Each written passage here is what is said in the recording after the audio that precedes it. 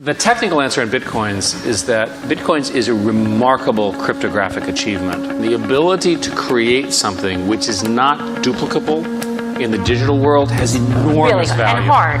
Had you asked me 5 years ago, I would have said it was impossible. Bitcoin, cryptocurrencies solve this problem of coming to a consensus globally. It is an API for programmable cash and financial transactions. The most fundamental thing to come along since the underlying internet protocols like TCP/IP and HTTP. Represents one of the most important technical and economic innovations of our time. Technology is this incredible alternative to politics. The task in this world where politics has become so broken and so dysfunctional is to find a way to escape from it. The completely decentralized protocol for doing money is here. It happened in 2008. It's not going anywhere. It's hard not to be a little bit shaken when it goes on this long. If you want to get involved in one of the most disruptive technologies and one of the most exciting technology spaces, one of the most amazing inventions in computer science of the last several decades, the key focus is decentralization. There's nothing to co-opt. There's nothing to stamp down. There's nothing to shut down or filter or control. The problem with this community is that they haven't made up their mind whether they want to be anarchist rebels or they want to be the establishment and to replace all the fiat currencies in the world. That dichotomy of viewpoint, of course, is exemplified by the United States, which hasn't been able to decide in a little bit over 200 years whether it was a revolutionary country bringing democracy to the world or a great imperial power like the powers of Europe. Why is it so hard to grasp what Bitcoin is? Because it changes many of the fundamental aspects of money, and change is difficult. The experience of trying to explain Bitcoin changes over time. When I first started trying to explain Bitcoin, I was faced with denial. Beanie Babies for 2013. I mean, it was... I mean, why are people buying this thing? It feels to me like a Super Mario game where you go around and you collect the Bitcoin. I mean, I have to admit, it's very hard to wrap your head around some of this and how it maintains its value. I definitely don't want a virtual wallet. No, exactly. Okay. Yeah. Then we went into anger. Most ridiculous thing I've ever heard in my life. This is not store value. This is just a Ponzi scheme. We already have a perfect, real form of money, and it's called gold. It's similar to the internet in the early days when people talked about the internet being used for bad things. You even said they're unconstitutional. Yeah, it goes against everything that we believe in with our central banking system. I mean, I wouldn't want my money to not be insured. If somebody steals my credit card or steals my debit card, the bank covers that. I'm not responsible for that. Well, now we've reached the stage of bargaining. Bitcoin is really disruptive. Bitcoin is really strange. Bitcoin is really different. So, let's try and polish it up. Beyond Bitcoin, unleashing the power of the blockchain. What exactly is blockchain? Blockchain, and it's the model on which Bitcoin, the virtual currency, is built. Is this the stuff of revolution? At the forefront of this race to exploit blockchain are the financial institutions. 2015 is the year that major financial institutions started to take advantage of Bitcoin and crypto securities. Huge amount of capital flowing in from Silicon Valley.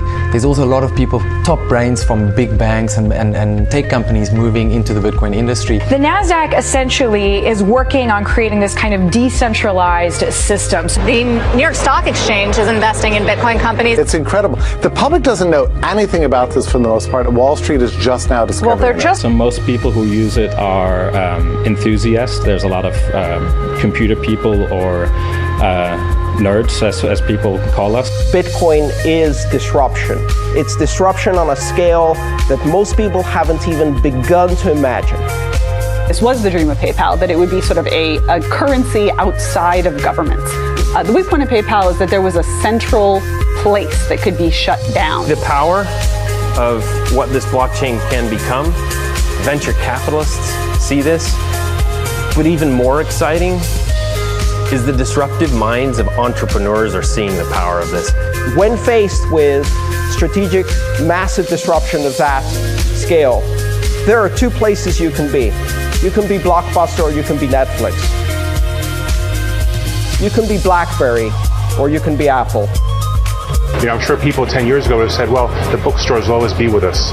And look at what happened to Amazon. Technology always finds a way to answer the problems that people have. You're saying they're going to take out the middleman, meaning the banks, and I guess you would call them the clearinghouses. I'm fine with that. A system that does not require intermediaries, that does not require trusted third parties, where there are only two parties in a transaction, the sender and the recipient, and there are no counterparty. You know, it's a currency that's not backed by any central bank. So that's the first thing you have to understand. Most currencies are backed by governments. And some people would say that was actually a good thing. What's happening in Greece and in Europe and with, you know, people starting to print money. Central banks across the world pumping money into these economies. We've had the incredible devaluation of paper currency over time. What Bitcoin does is take that power away from the governments and give it to individuals. The masses get access to information that, you know, maybe the old system does have some flaws with it. People are starting to have an awareness of what is money, where does money come from. When you see something in the news like sovereign debt crisis, you start to look at other assets as a way to secure your money. Bitcoin makes the dollar look like a dinosaur. Like there's been no improvement in our money in a very long time. Around the world, some are seeking safety in an alternative currency known as Bitcoin. Any kind of currency, especially an online currency in the 21st century, is going to have some volatility early on.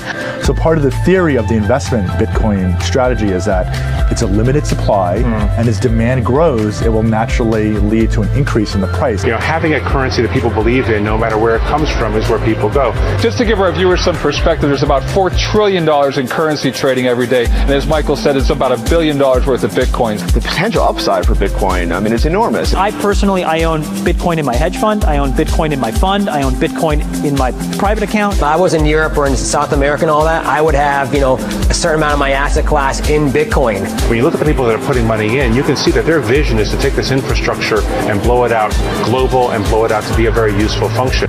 The great thing about covering technology, things come out of left field sometimes, and all of a sudden, it can turn into the next big thing. Saying that Bitcoin is a currency is like saying that the internet is email. Currency is just the first application. The equivalent of the red pill. Okay? We are entering a completely world of uncharted water. It's a long journey ahead, but one of the ways you could look at it is the internet in 95 and 96. A whole area of innovation that hasn't even begun yet. New possibilities around autonomous agents and the like become possible. Incredibly useful for many, many computer applications. You could almost say, on the blockchain, nobody knows you're a fridge.